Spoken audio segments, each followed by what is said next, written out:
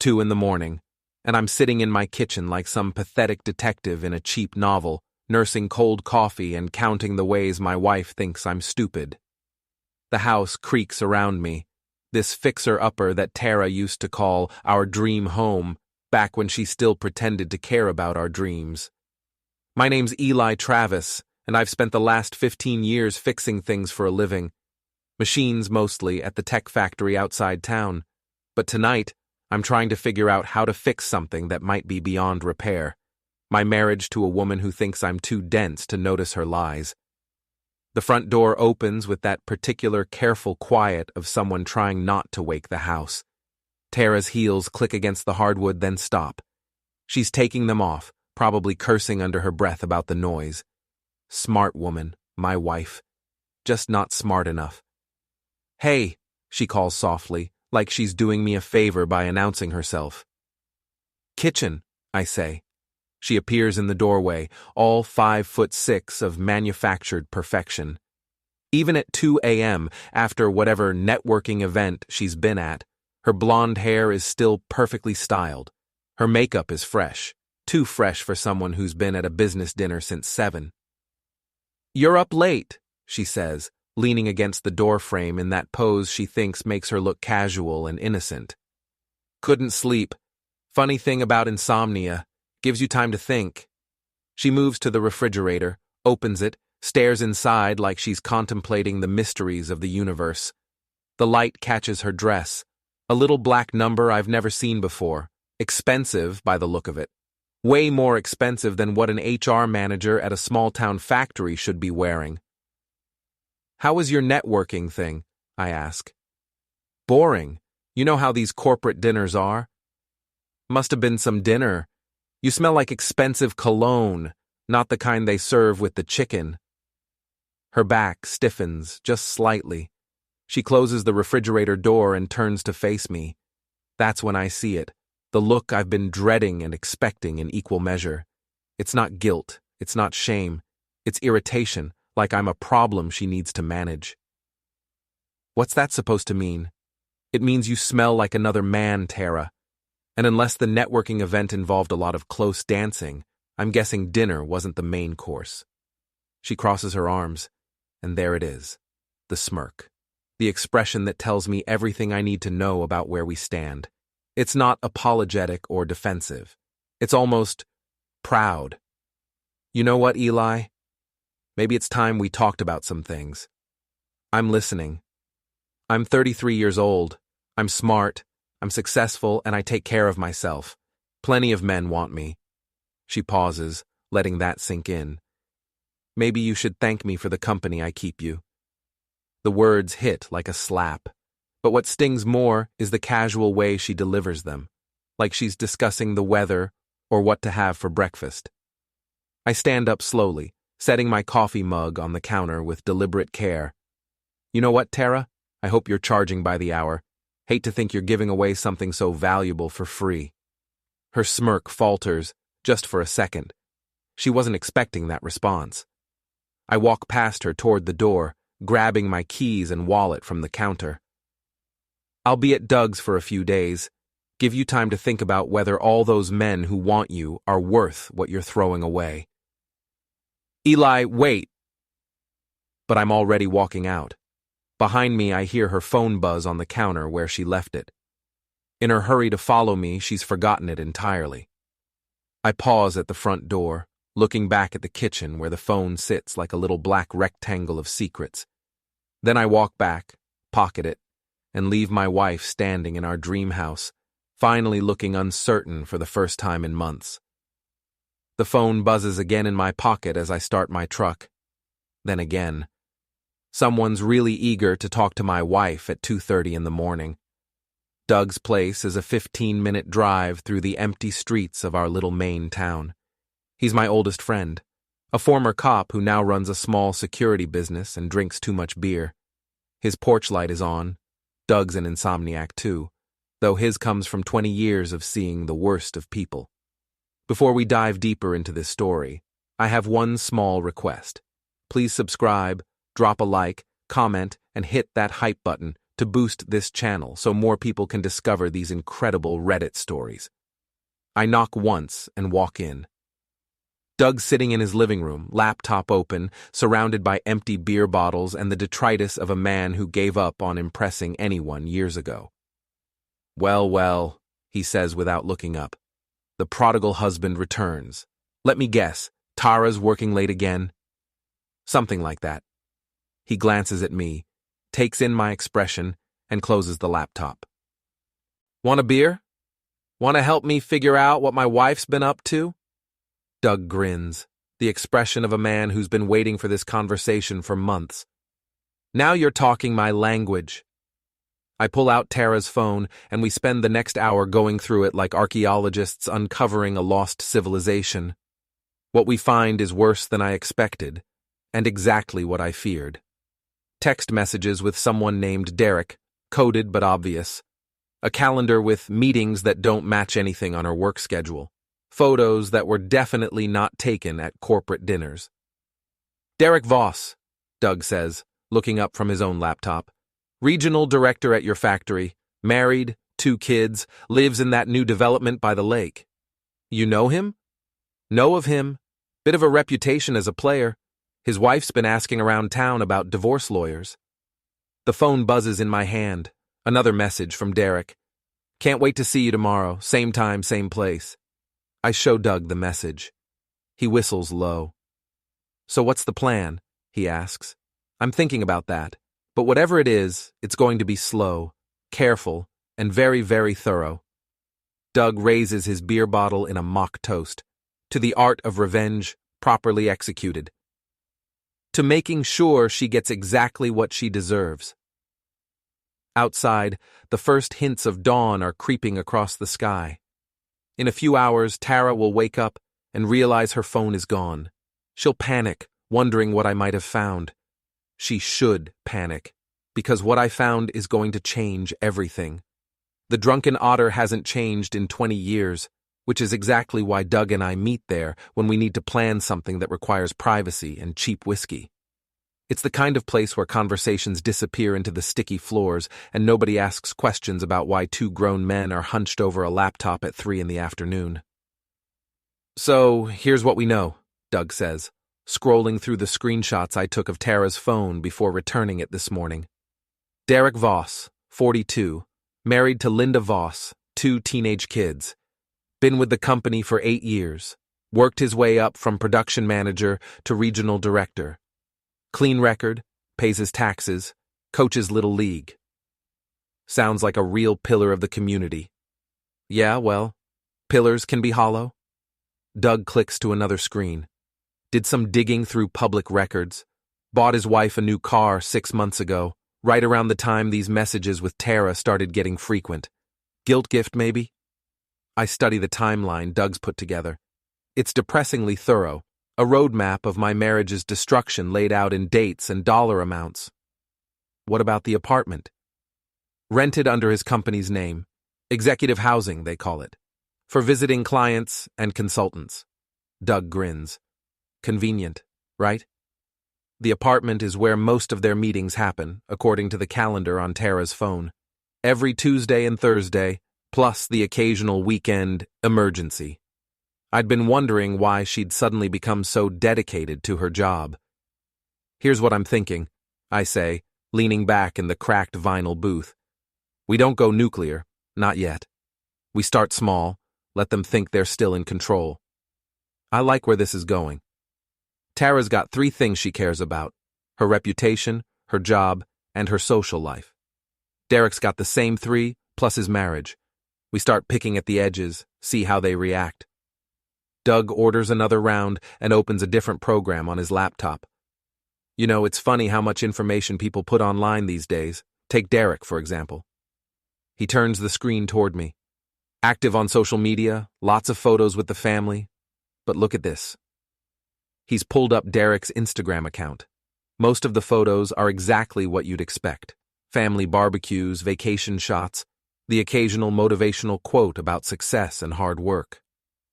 But Doug's highlighted something I wouldn't have noticed: the timestamps. See this photo of him at his kid's soccer game last Thursday? posted at 7:15 p.m., but according to Tara's calendar, she was meeting him at 7:30 that same night. So he's posting fake alibis. Smart guy, or thinks he is. Doug's grin turns predatory. But smart guys make predictable mistakes. We spend the next hour crafting our first move. It's simple, elegant, and completely deniable. Using a fake email account, Doug sends a message to Linda Voss, Derek's wife, with a link to her husband's Instagram account and a simple question. Are you sure Derek was really at Tommy's soccer game last Thursday? Asking for a friend. The beauty of it is that it's technically true. Derek was at the game. The photos prove it.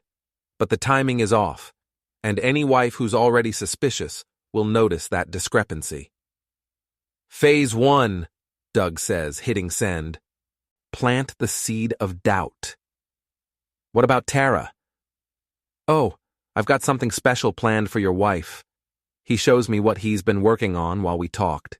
It's a fake dating profile, using photos scraped from Tara's social media accounts. The profile is on 3 different dating sites, all with slightly different information. Different ages, different job descriptions, different relationship goals. The beauty is, she'll never know it exists until someone she knows sees it. And in a town this size, that's going to happen fast. That's evil. That's the point. We're interrupted by my phone buzzing. Text message from Tara. We need to talk. Come home. I show Doug the message. He laughs. Let me guess. She's figured out you had her phone. Probably. Question is, what's she going to do about it? Only one way to find out. I drive home through the late afternoon traffic, such as it is in our little town. Main Street is busy with the usual mix of locals and tourists who've discovered our charming New England authenticity. They have no idea they're witnessing the opening moves of a war that's going to tear through the social fabric of this place like a tornado through a trailer park. Tara's car is in the driveway, along with another vehicle I don't recognize. A red sedan with Massachusetts plates. I park behind them both, effectively blocking them in. If we're going to have a conversation, nobody's leaving until it's finished. The front door is unlocked. I can hear voices from the living room, Tara's and another woman's. As I get closer, I recognize the second voice. Kelly Morrison, Tara's best friend and the town's unofficial gossip coordinator. Sure he doesn't suspect anything? Kelly is saying as I round the corner. Oh, he suspects, I say, making both women jump. Hi, Kelly. Nice to see you. Kelly has the grace to look embarrassed. She's a small woman with sharp features and an expression that always suggests she knows something you don't.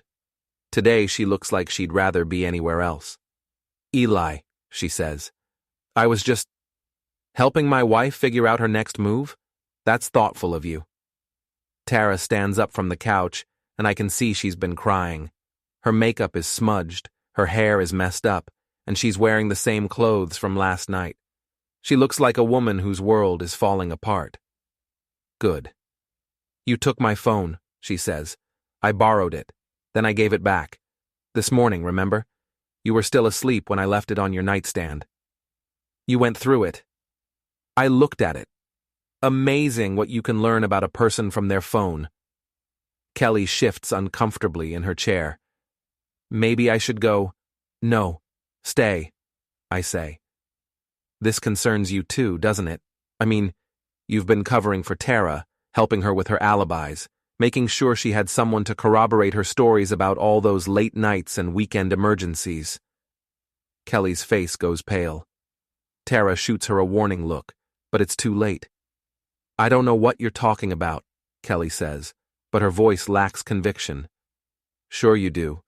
You're the one who told me Tara was with you last Tuesday when she was actually at Derek's apartment. You're the one who backed up her story about the conference in Portland that never happened. Tara takes a step toward me. Eli, please. Let's talk about this privately. Why? Kelly already knows everything. Don't you, Kelly? The silence stretches out like a rubber band about to snap. Finally, Kelly stands up. I really should go, she says, grabbing her purse. Tara, call me later, She practically runs for the door. I don't try to stop her. When we're alone, Tara collapses back onto the couch. What do you want from me? I want the truth. You already know the truth. I know part of it. I know about Derek. I know about the apartment. I know about the lies. I sit down across from her, close enough to see the fear in her eyes. What I don't know is why. Why? She laughs, but there's no humor in it. You really want to know why? I asked, didn't I? Because I was lonely, Eli. Because you work 60 hours a week and come home exhausted. Because we haven't had a real conversation in months. Because I felt invisible in my own marriage. So you decided to have an affair. I decided to feel wanted again. The words hang in the air between us. Part of me wants to feel sorry for her, to understand her perspective, to find some way to fix this.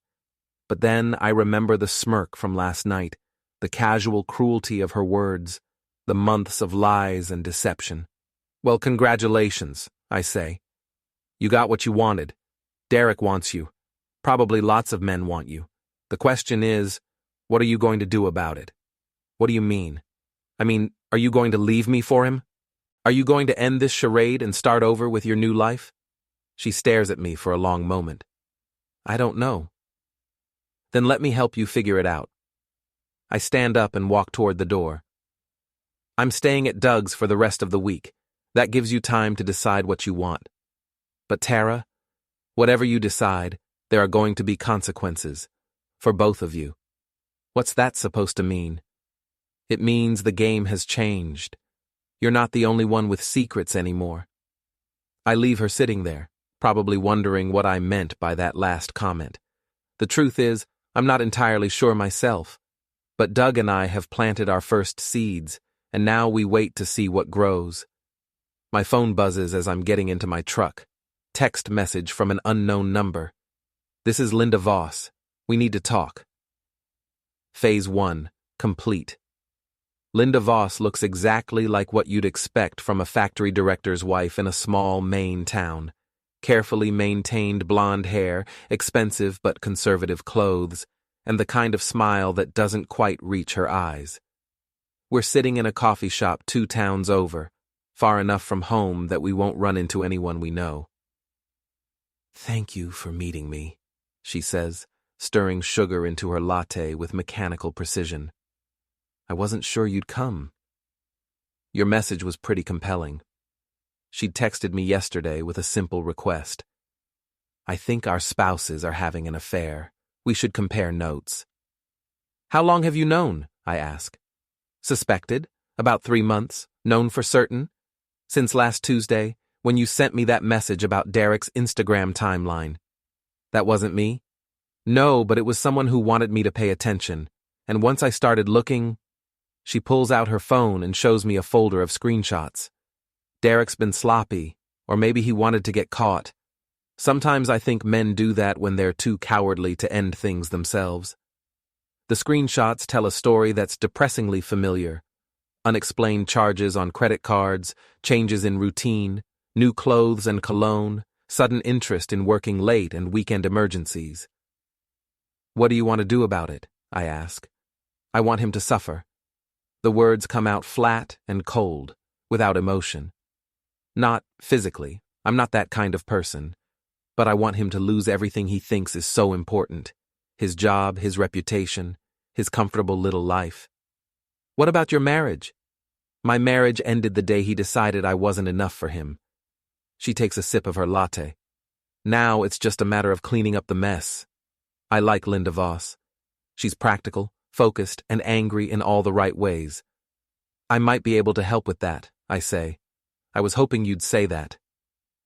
We spend the next hour comparing information and planning strategy. Linda has access to Derek's company credit card statements, his calendar, and his email account. I have Tara's patterns, her friends, and her weaknesses. The key is coordination, Linda says. We hit them both at the same time from different angles. Make it impossible for them to support each other. What did you have in mind? Derek's got a performance review next week with the regional board. Big presentation, lots of executives flying in from corporate. His whole promotion depends on it. And I happen to know he's been padding his expense reports. Nothing huge, nothing that would trigger an audit on its own. But if someone were to point it out at exactly the right moment, that someone being you? That someone being an anonymous whistleblower with very detailed documentation. I grin. Linda Voss is definitely my kind of person. What about Tara? She asks. Tara's weakness is her image. She's spent years building herself up as the perfect small-town success story. Smart, professional, happily married. If that image starts to crack, people will talk. People will do more than talk. They'll turn on her. This town loves to build people up, but it loves tearing them down even more. We're interrupted by Linda's phone buzzing. She glances at it, and her expression hardens. Derek, asking if I can pick up his dry cleaning.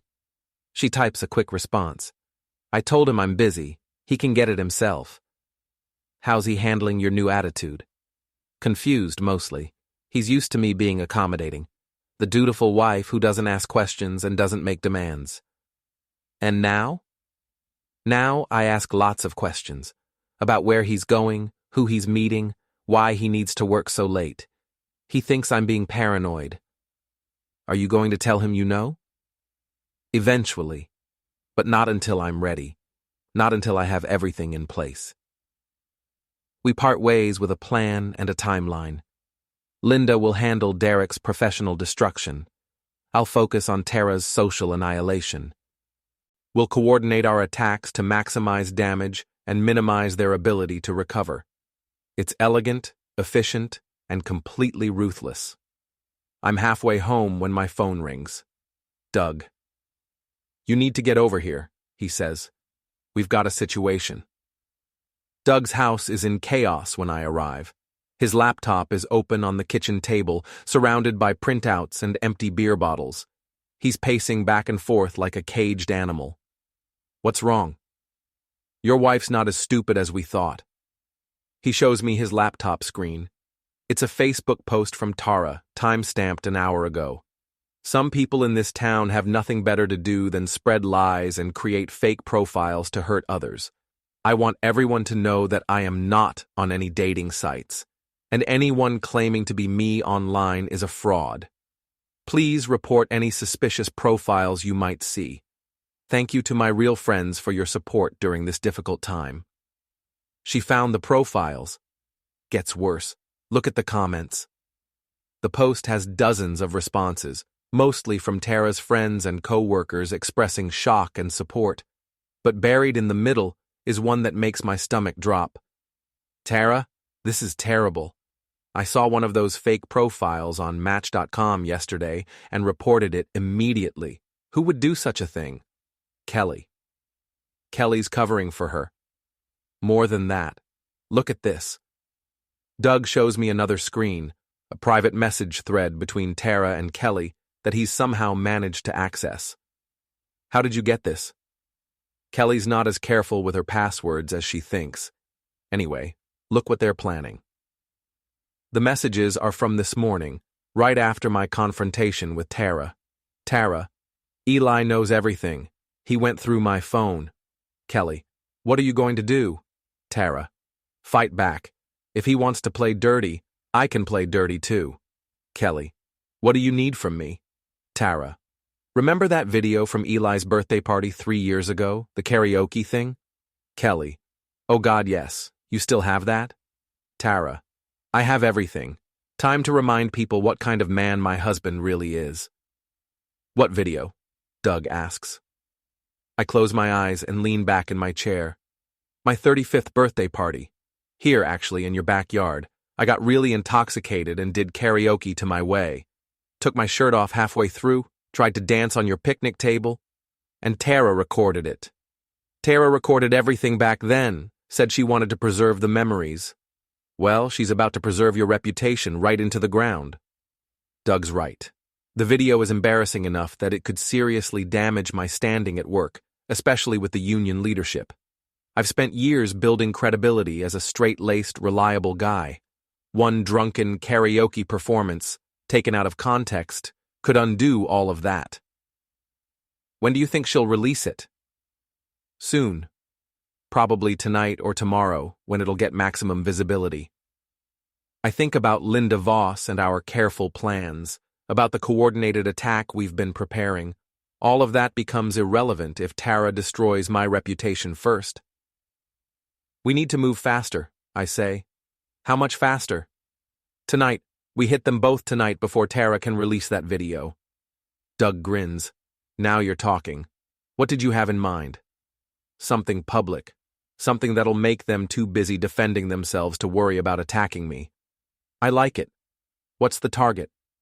I think about Derek's patterns, his schedule, his weaknesses. Then I remember something Linda mentioned during our coffee meeting. Derek's got a standing reservation at Antonio's every Friday night. Table for 2, 8 o'clock. Always orders the same wine, always leaves the same tip. Let me guess, he's not taking his wife. Not according to Linda. She's got book club on Fridays. So he's taking Tara. Every week for the past 2 months. Very romantic, very predictable. Doug's grin widens. And Antonio's is right on Main Street. Big windows, lots of visibility. Exactly.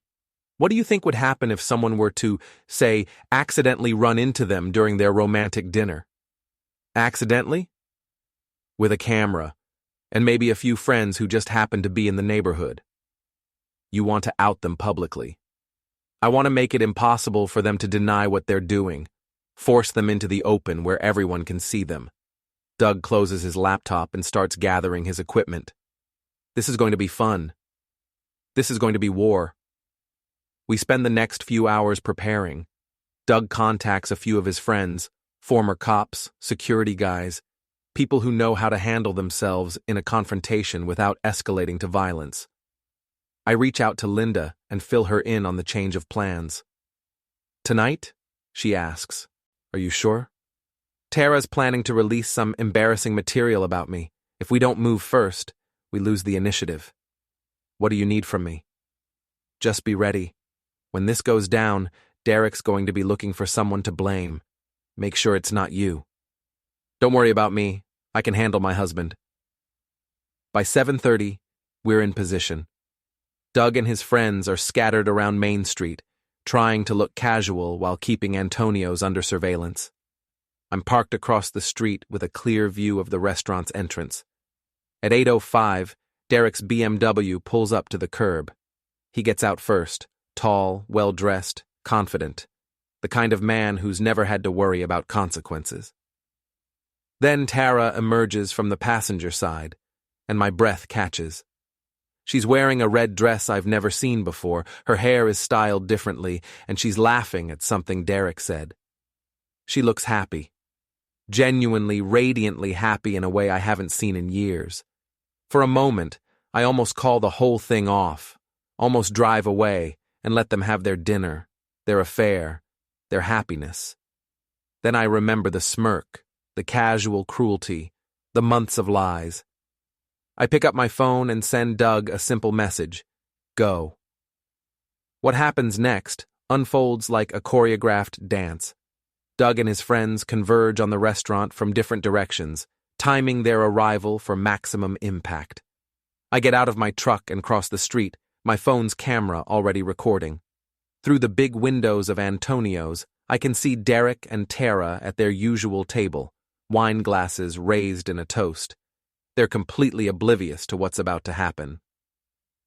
The first person through the door is Mike, one of Doug's security friends. He's loud, boisterous, acting like he's meeting friends for dinner. His voice carries across the restaurant as he recognizes Derek. Hey, isn't that Derek Voss? From the factory? Every head in the restaurant turns. Derek looks up, startled, his wine glass frozen halfway to his lips. And that's Eli Travis's wife with him, Mike continues, his voice getting louder. Tara, right? Wow, small world. By now I'm through the door with my phone recording everything. Tara sees me first, and the color drains from her face. Derek follows her gaze and goes rigid. Eli, Tara says, her voice barely above a whisper. Don't mind me, I say, loud enough for the whole restaurant to hear. Just grabbing dinner. Funny running into you two here. Together. Again. The restaurant has gone completely quiet. Every patron, every waiter, every busboy is watching our little drama unfold. Derek stands up, trying to take control of the situation. Eli, I think there's been a misunderstanding. No misunderstanding, I say, still recording. Just a husband having dinner with someone else's wife. Nothing unusual about that, right? This is a business meeting, Derek says, but his voice lacks conviction. Business meeting, right. I pan the camera across their table, the wine, the intimate seating arrangement, Tara's red dress. What kind of business requires candlelight and champagne? Tara finally finds her voice. Eli, stop. You're making a scene. I'm making a scene? You're the one having dinner with your boss while your husband thinks you're working late. We are working. Save it. I turn the camera back to Derek. How's Linda, by the way? Does she know about your business meetings? Derek's composure finally cracks. You need to leave. Now. This is a public restaurant. I have every right to be here. You're harassing us. I'm documenting adultery. There's a difference. The word adultery hits the restaurant like a bomb. Conversations stop mid-sentence. Phones come out as other patrons start recording their own videos.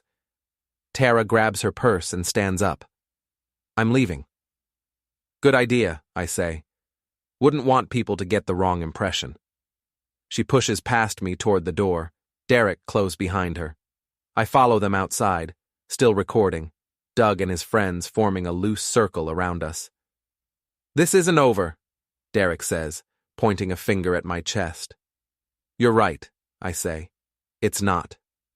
They get in Derek's car and speed away, leaving me standing on Main Street with a phone full of video and a restaurant full of witnesses. Doug appears at my elbow.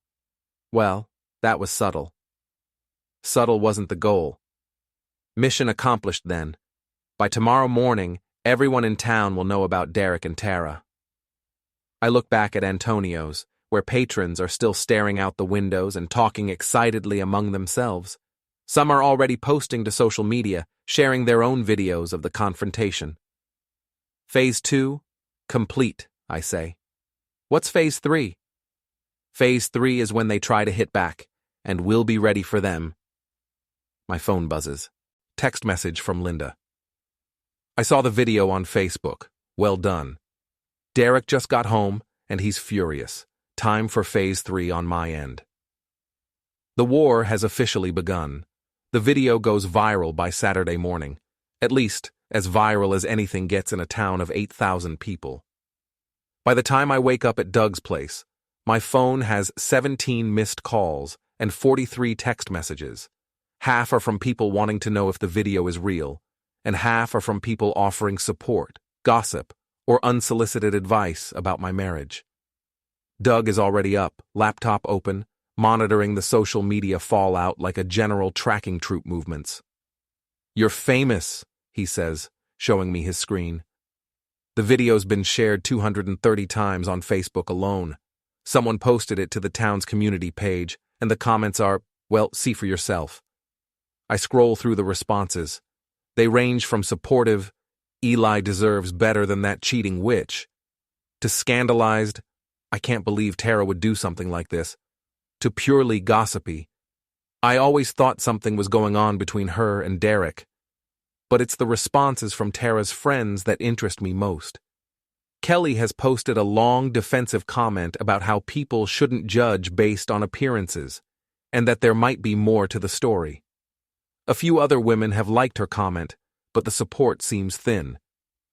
Look at this one, Doug says, pointing to a comment from Amy Fletcher, who works in HR with Tara.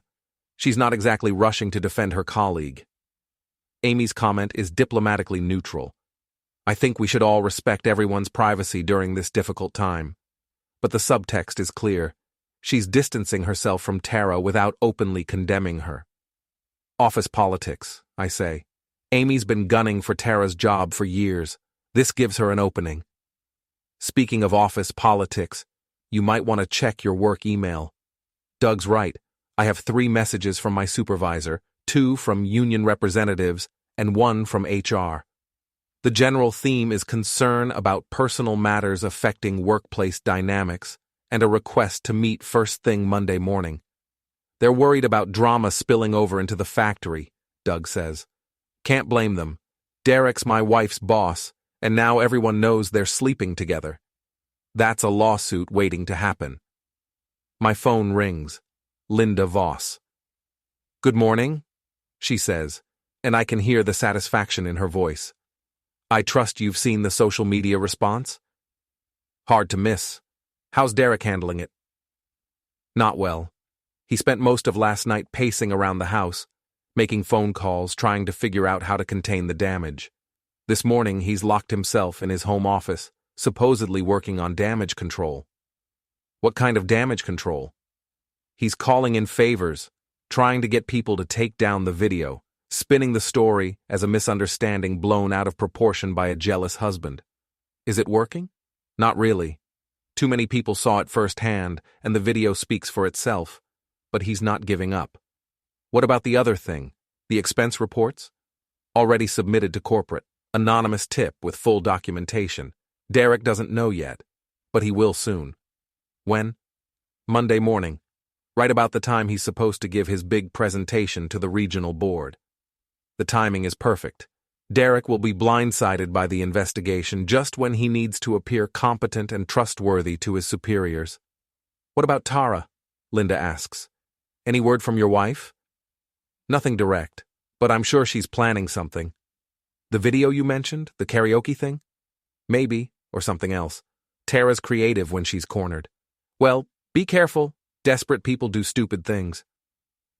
After Linda hangs up, I spend the morning monitoring the social media storm and fielding calls from friends, family, and curious acquaintances. The story has taken on a life of its own, growing and evolving with each retelling. By noon, Doug and I decide we need to get out of the house before we go stir-crazy. We drive to the Drunken Otter for lunch and to gauge the public mood firsthand. The reaction is immediate and unanimous. Every person in the bar has seen the video, and most want to talk about it. The consensus seems to be that Tara got what she deserved, Derek is a scumbag, and I handled the situation with admirable restraint. Could have punched the guy, says Tommy Morrison, the bartender and Kelly's ex-husband. Lot of men would have. Violence doesn't solve anything, I say, though part of me had definitely considered it. Maybe not, but it would have felt good. We're halfway through our burgers when Amy Fletcher walks in. She spots me immediately and comes over, her expression a mixture of sympathy and barely contained excitement. Eli, I'm so sorry about everything, she says, sliding into the booth across from us.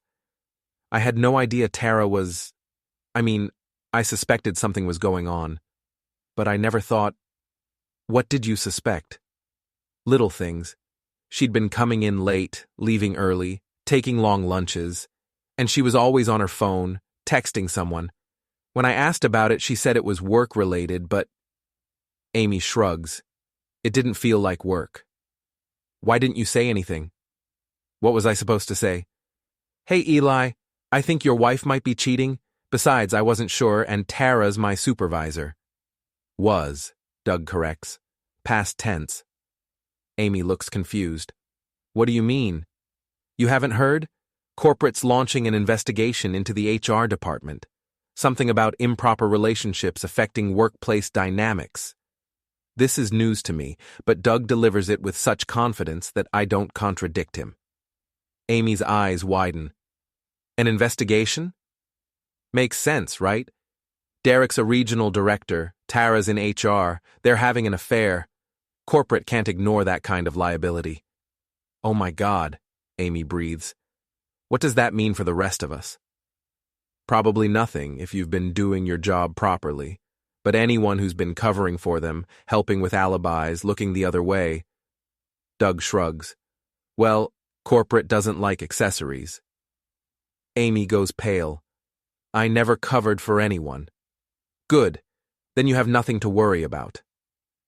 After Amy leaves, I turn to Doug. Investigation?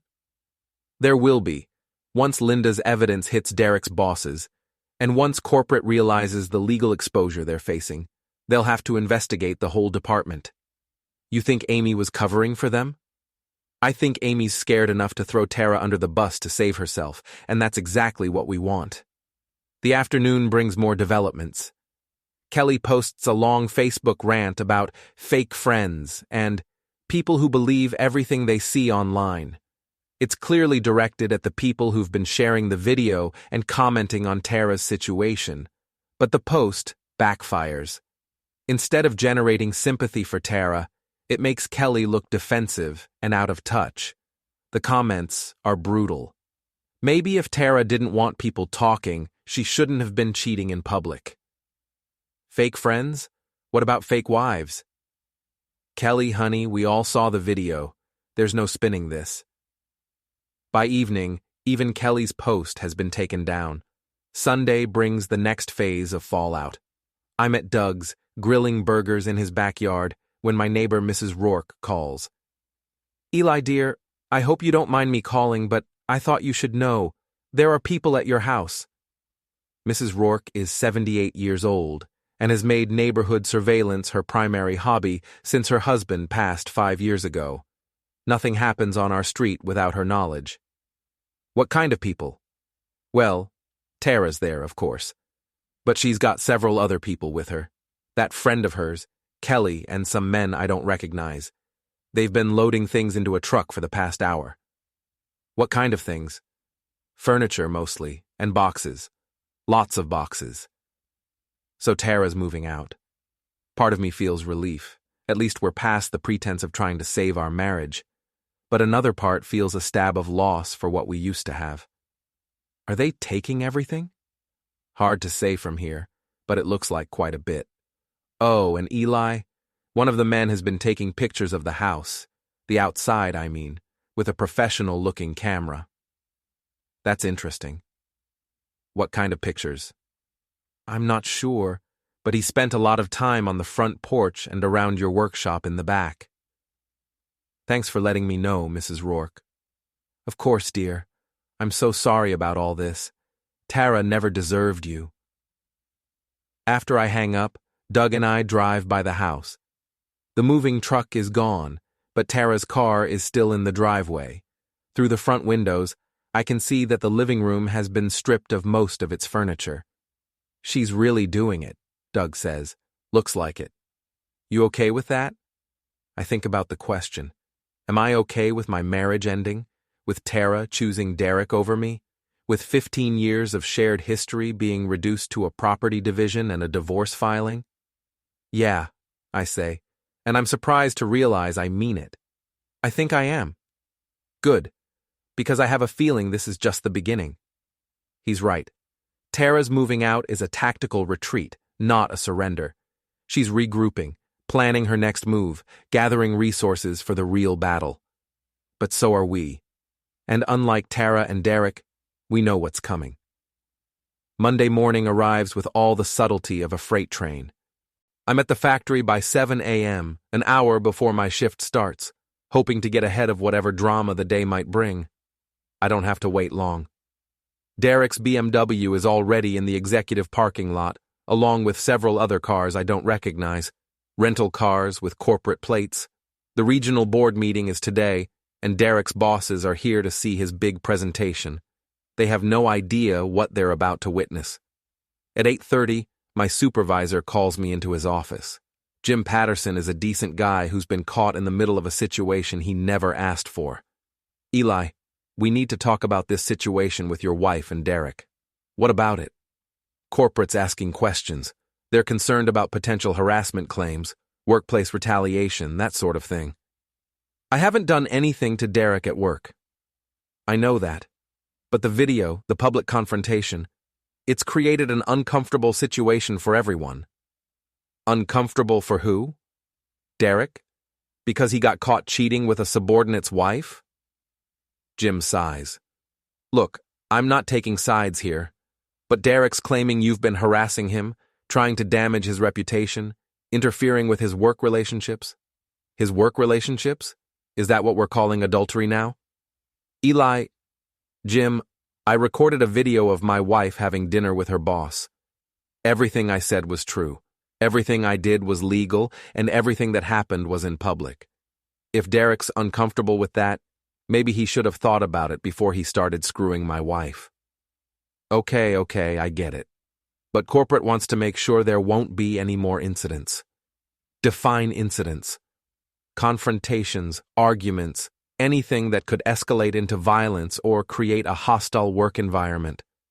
I'm not planning to hurt anyone, if that's what you're asking. Good. Because Derek's also claiming you've been spreading false information about him, trying to damage his professional reputation. What kind of false information? Something about expense reports? Financial irregularities? I keep my expression neutral. I don't know anything about Derek's expense reports. But you know someone who does? Jim, if Derek's worried about his expense reports, maybe he should talk to accounting, or corporate, or his wife, who probably has access to his credit card statements. Jim studies my face for a long moment. Eli, what's really going on here? What's going on is that my wife decided she'd rather be with her boss than her husband. And now that everyone knows about it, they're both trying to make me the villain. And are you? The villain, I mean.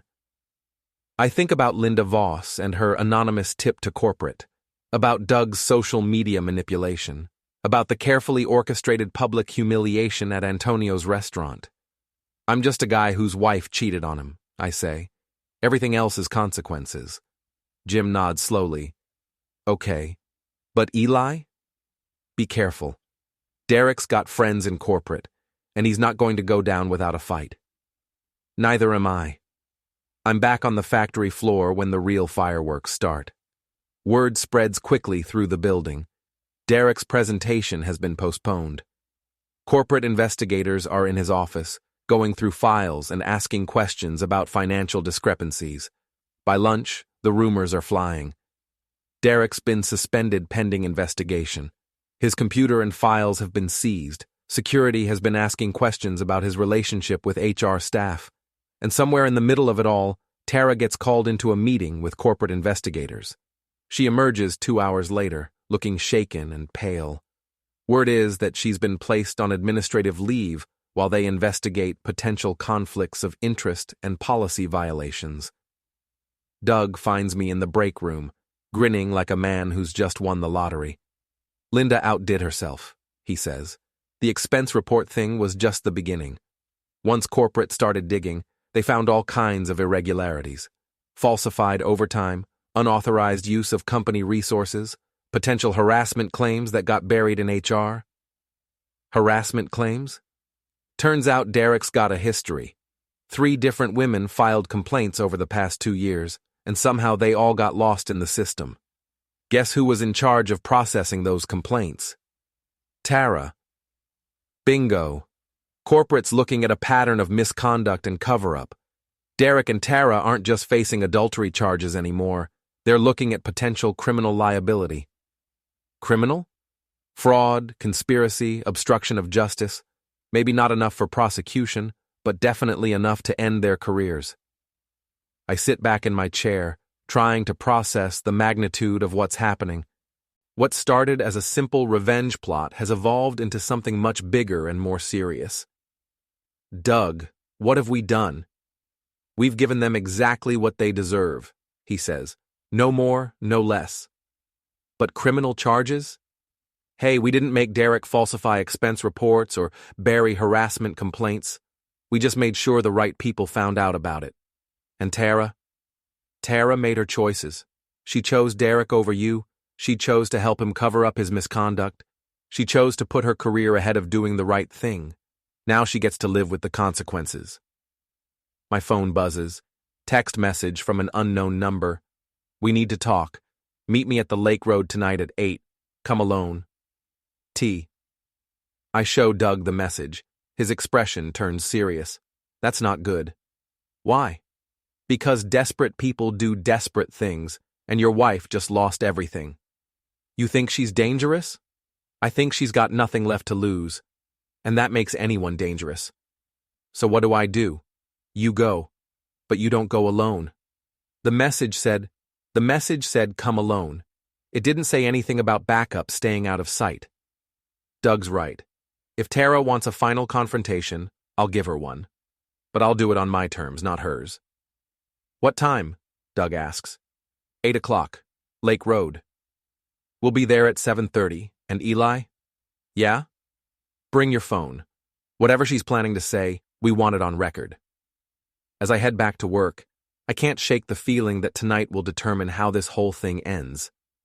Tara's been backed into a corner, stripped of her job, her reputation, and her future. She's got one last card to play, and I have no idea what it is. But whatever it is, I'll be ready for it. The war is almost over. Time for the final battle. The Lake Road at dusk is the kind of place where bad decisions come to die. It's a winding stretch of asphalt that runs along the shore of Milliken Lake, popular with teenagers looking for privacy and adults trying to escape their problems. Tonight, it's where my marriage will officially end. I arrive at 7:45, 10 minutes early but not early enough to beat Tara. Her car is already parked at the scenic overlook, a small gravel area that offers a view of the lake through a break in the trees.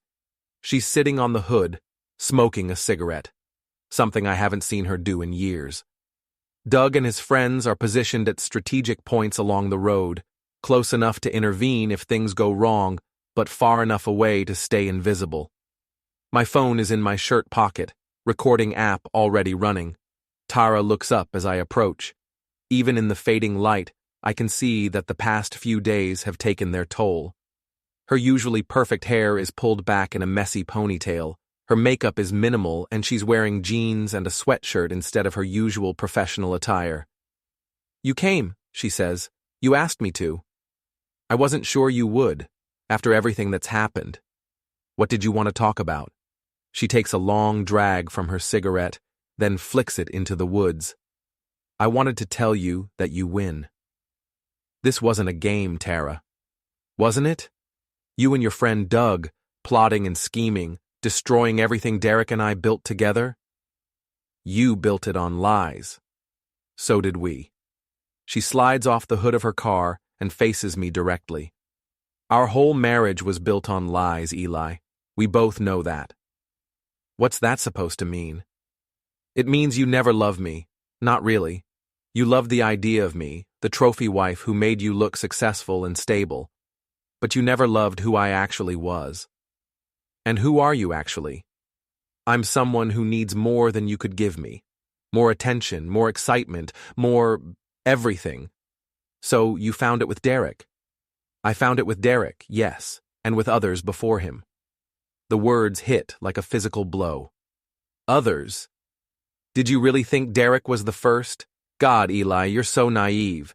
There was Michael from accounting 2 years ago, and that contractor who worked on the Henderson project. And stop. Why? Because the truth hurts? Because it's easier to believe I was a faithful wife who just made one mistake? Because it doesn't matter anymore. She laughs, but there's no humor in it. You're right, it doesn't matter. Because thanks to you and your little revenge scheme, my life is over. You did that to yourself. Did I? Did I make you follow me to that restaurant?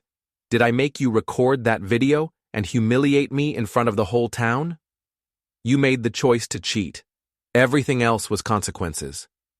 Consequences. She spits the word like it tastes bad.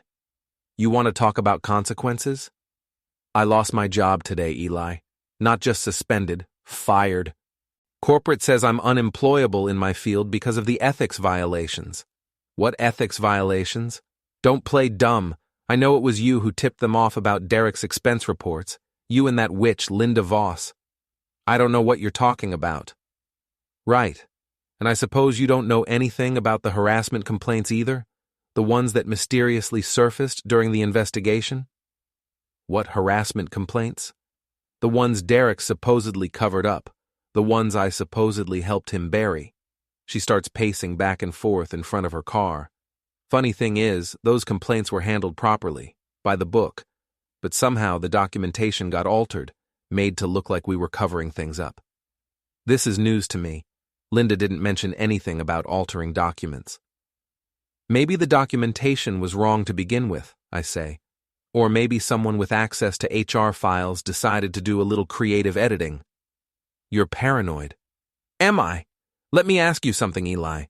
How did you know Derek and I would be at Antonio's that night? How did you know exactly when to show up with your camera and your friends? Lucky guess. Try again. Tara, what's your point? My point is that you didn't stumble onto our affair. You were fed information by someone who wanted to destroy us both. Even if that's true, so what? You were still cheating. Yes, I was. But this wasn't about justice or revenge or whatever you want to call it. This was about someone using you to settle their own score. What score? Think about it. Who benefits from Derek and me being gone? Who moves up when we're forced out? I think about the question, and several possibilities occur to me. Amy Fletcher, who's been gunning for Tara's job. Various people in Derek's department who might want his position. Linda Voss, who gets revenge on her cheating husband. Linda, I say. Linda Voss, Derek's wife, the woman who's been feeding you information and helping you plan your little revenge campaign. Linda's a victim, just like me. Linda's a manipulator who saw an opportunity to destroy her husband and used you to do it. You're just trying to deflect blame. Am I? Tara pulls out her phone and shows me a screenshot. This is a text message Derek received this morning. From Linda. I read the message. I hope it was worth it. Enjoy your new life with nothing. So she's angry. Can you blame her? Read the timestamp, Eli. I look more closely. The message was sent at 6 a.m., 3 hours before Derek's meeting with corporate investigators. She knew, Tara says.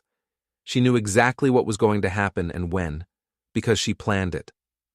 Even if that's true, it is true, and there's more. She swipes to another screenshot. This is from Derek's company email sent to Linda 3 weeks ago. He was trying to end things with me, Eli. He wanted to work on his marriage. I read the email. It's a long, rambling message about guilt and regret and wanting to be a better husband. Derek asking Linda for another chance, promising to end the affair and go to counseling. Linda never responded, Tara says. Instead, she reached out to you, started feeding you information, helping you plan your revenge. She didn't want Derek back. She wanted him destroyed. Why are you telling me this? Because I want you to understand what really happened here. You think you won, but you didn't. You were just Linda's weapon. She used your anger and your pain to do her dirty work. And you? What were you? I was collateral damage. We stand there in the growing darkness, the weight of her words settling between us.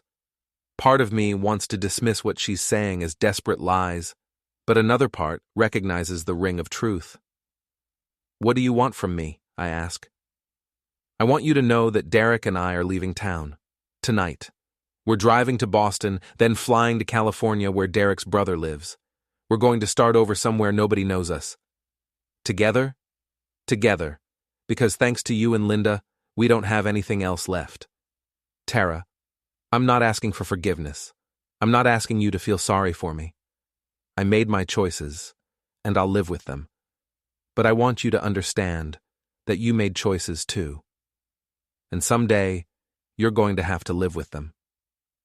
She gets into her car and starts the engine. Through the open window, she says, "Oh, and Eli? You might want to ask Linda what she plans to do with Derek's severance package, the one she'll get as his wife when the divorce is finalized." What do you mean? I mean she gets half of everything Derek earned during their marriage, including the stock options and pension benefits he accumulated while working for the company. Benefits that are worth a lot more now that he's been forced out with a scandal. She puts the car in reverse. Linda didn't just want revenge, Eli. She wanted money, and she got both. Tara drives away, leaving me standing alone in the darkness with the uncomfortable realization that I might have been played by someone even more calculating than my cheating wife. My phone buzzes. Text message from Doug. "Everything okay? Saw her leave. I type back, "Fine, meet me at your place." But as I drive back toward town, I can't shake Tara's words about Linda's motives, about the altered documents, about being used as someone else's weapon. When I get to Doug's house, he's waiting on the porch with a beer and a satisfied expression. "So how did it go? Final confrontation? Dramatic farewell, all that?" "She's leaving town. With Derek." "Good riddance. What else?" I tell him about Tara's accusations, about Linda's potential motives, about the possibility that we've been manipulated from the beginning. Doug listens without interrupting, his expression growing more serious as I talk. "You think she was telling the truth?" he asks when I finish. "Some of it, maybe. The part about Linda benefiting financially makes sense. So what if it does? Tara was still cheating, Derek was still a scumbag, and they both got what they deserved. But what if we were just tools? What if Linda orchestrated this whole thing not for justice, but for money? Does it matter? It matters to me." Doug finishes his beer and sets the empty bottle on the porch railing. "Eli, let me ask you something. Are you better off now than you were a week ago?" "What do you mean?" "I mean, are you happier, more free, better positioned for the future?" I think about the question. My wife is gone, my marriage is over, but I'm no longer living a lie. I don't have to wonder where Tara is or what she's doing. I don't have to pretend everything is fine when it's not. "Yeah," I say. "I think I am." Then it doesn't matter why Linda helped us. It doesn't matter if she had ulterior motives. What matters is that you're free. And Tara? Tara made her choices. She chose Derek over you. She chose lies over truth. She chose to help cover up harassment and fraud. Whatever happens to her now, she earned it. Even if she was manipulated too? Everyone's being manipulated by someone, Eli.